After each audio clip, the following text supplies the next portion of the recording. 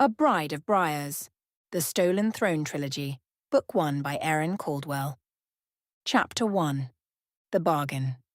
The dress was beautiful. I'll give them that. Ivory silk with silver thread woven through the bodice, catching the strange half-light that passed for daylight in this place. It pulled around my feet like something alive, whispering against the black stone floor every time I shifted my weight. The kind of dress a girl might dream about wearing someday, if that girl hadn't spent the last 3 weeks locked in a room made of shadow and spite. I ran my thumb along the inside of my wrist where the skin was still raw. Not from restraints. They hadn't bothered with restraints. When your prison is a palace in another dimension, chains are redundant. 3 weeks, 21 days since a back alley in Southie had turned into something out of a fever dream. 21 days since I'd felt the weight of an iron letter opener punch through muscle and bone, felt hot blood spill over my knuckles while a man who wasn't a man screamed in a language I'd never heard. I'd been walking home from Sal's pawn shop, late because Sal liked to haggle until his customers gave up and took whatever number he threw at them, and I was too stubborn to walk away from a decent price on a set of sterling cufflinks I'd lifted from a distracted tourist on Newbury Street. I'd taken the shortcut through the alley behind the laundromat. The one with the busted security light that nobody ever fixed. He'd stepped out of the dark like the dark had made him. Tall. Wrong. Beautiful the way a deep wound is beautiful, all sharp edges and something underneath that made my hindbrain scream. His hand closed around my arm and the strength in it was inhuman. Not strong guy at the gym, inhuman. Fundamentally, structurally, this is not a person inhuman. He said something, words that curled like smoke and pressed against the inside of my skull. I didn't understand them then. I've since learned enough to know he was claiming me. Like luggage. Like a stray dog that had wandered into his yard. The iron letter opener had been in my jacket pocket. I'd bought it at an estate sale in Cambridge for $3, planning to sell it to a collector who'd give me $40. Decent margin for something that fit in my palm. When his grip tightened and my feet left the ground, I didn't think. I just drove it into the soft place beneath his jaw. He'd burned. From the inside out, light splitting through his skin like cracks in porcelain. The sound he made wasn't a scream. It was something older than screaming. He'd looked at me with those terrible, beautiful eyes. And then he'd come apart like paper in a flame. I'd stood in that alley with blood on my hands and ash on my shoes and thought, very clearly, I need to go home and shower before anyone sees this. I didn't get the chance. Others came, more of his kind, stepping through the air itself like walking through curtains. They'd looked at the ash, looked at me, and the world had folded in on itself. I'd woken up here, in a palace made of black glass, in a realm that shouldn't exist, being told I'd killed a prince. And now I was going to marry his brother. Apparently, the prince had been exiled from this court 200 years ago, stripped of his title, cast out, wandering the mortal world in glamoured disguise ever since. His brother had taken the throne in his absence and ruled alone for 2 centuries. I'd gathered this much from the clipped explanations of the servants who'd bothered to speak to me at all. 200 years of exile, and Elric had ended up in a back alley in Southie, grabbing a pickpocket. Whatever had driven him there that night, it hadn't been nostalgia. I pressed my forehead against the window. The glass was cold and the view beyond it was impossible. Towers of dark crystal rose from a landscape that couldn't decide if it was winter or midnight. Trees with bark like polished obsidian grew in gardens where the flowers glowed faintly blue. The sky was the colour of a bruise, perpetually caught between dusk and something darker. Velenthor, they called it. The Fey realm. I called it a nightmare with excellent interior design. The door opened without a knock. It always did. 3 servants entered in formation, 2 women and a man, all of them taller than they should have been, all of them beautiful in that unsettling, too symmetrical way I was learning to associate with the Fae. Their faces were porcelain masks of professional indifference, but I'd been reading people since I was old enough to pick their pockets. The shorter woman's jaw was tight. The man wouldn't look at me directly. The tallest one, who seemed to be in charge, watched me the way you'd watch a rat you found in the pantry. They hated me. Every last one of them. "The ceremony begins at the third bell," the tall one said. Her voice was clipped, precise. "You will be bathed, dressed, and presented. Presented. Like a gift. Like an offering." And if I'd rather not be? I kept my voice light, conversational, the kind of tone I used when a mark was getting suspicious. "What happens if I just stay here in my lovely prison and skip the festivities?" The tall one's expression didn't change, but something shifted behind her eyes. Something cold and satisfied. "Then the bargain is forfeit, and the terms of forfeiture will be enforced." The terms. My neighborhood. Every person I'd ever shared a sidewalk with, every kid who played on the cracked basketball court behind St. Mary's, every old woman who sat on her stoop in summer and called me honey even though she didn't know my name. All of them. Wiped from existence. Because that was the deal. Marriage or massacre. I'd spent 12 hours thinking there had to be another option.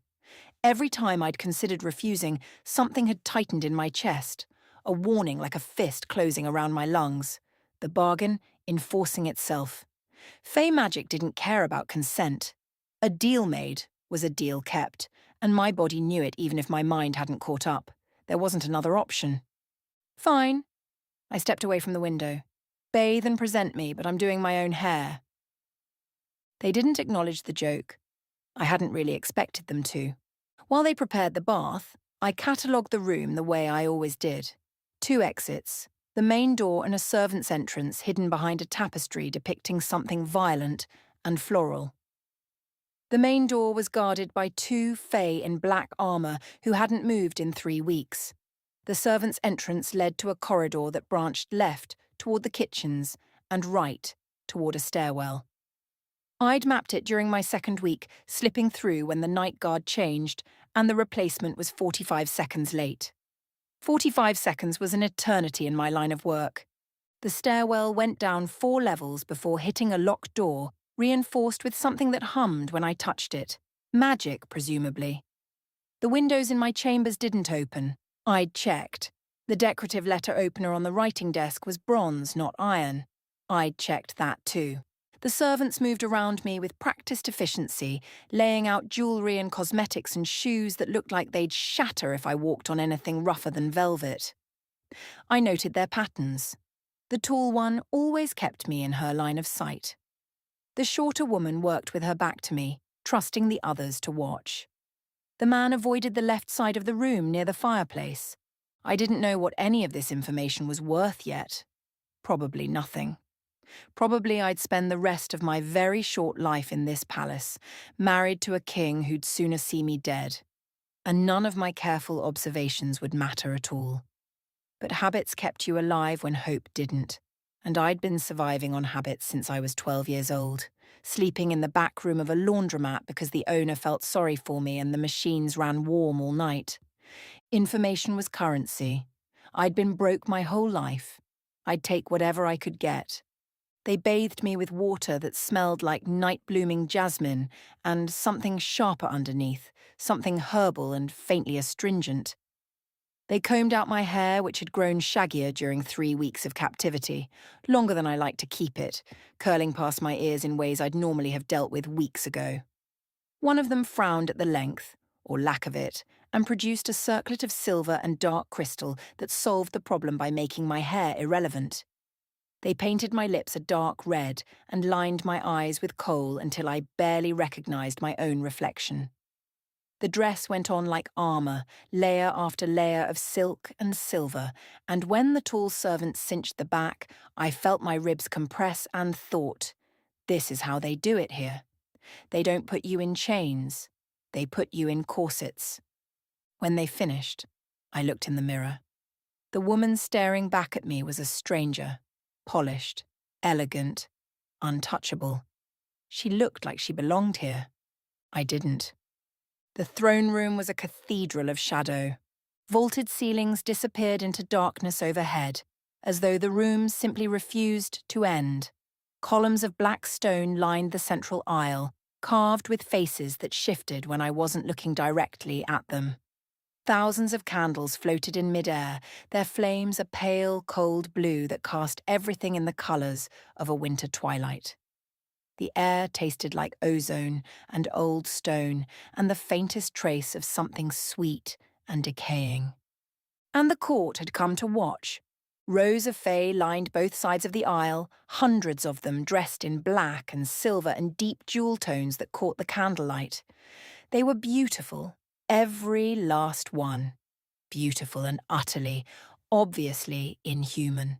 Eyes that reflected light like animals, skin that seemed lit from within, bodies that moved with a fluid grace no human skeleton could produce.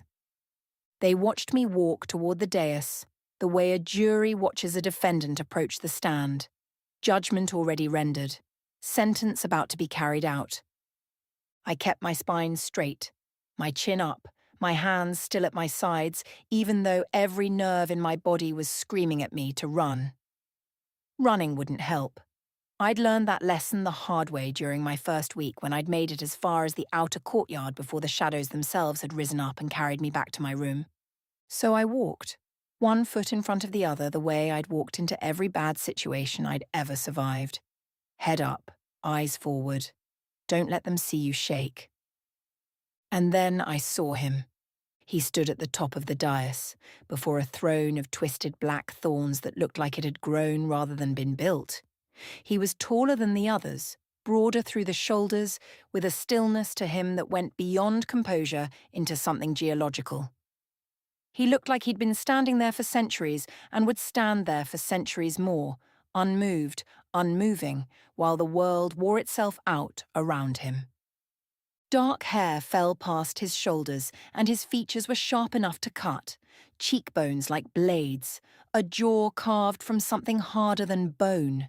His eyes were the colour of winter storms, pale grey shot through with silver, and when they found me across the length of that vast room, I felt it. A physical weight pressing against my chest like a hand. He was beautiful. The way an avalanche is beautiful, the way a drawn blade is beautiful, the way anything that can kill you effortlessly is beautiful if you're stupid enough to stand still and admire it. The Unseelie King, Soren Vial, house name, dynasty name, a title that carried history rather than power. 847 years old, ruler of the Court of Shadow, master of a realm that existed in the spaces between the world I knew and the darkness that lay beneath it. His brother's killer, walking toward him in a wedding dress. His expression didn't change as I approached. Nothing moved on that ancient, perfect face. He might have been carved from the same black stone as his palace. But I'd spent a lifetime reading the things people tried to hide, and in the fractional tightening of his jaw, in the way his fingers curled once against the arm of the throne before going deliberately still,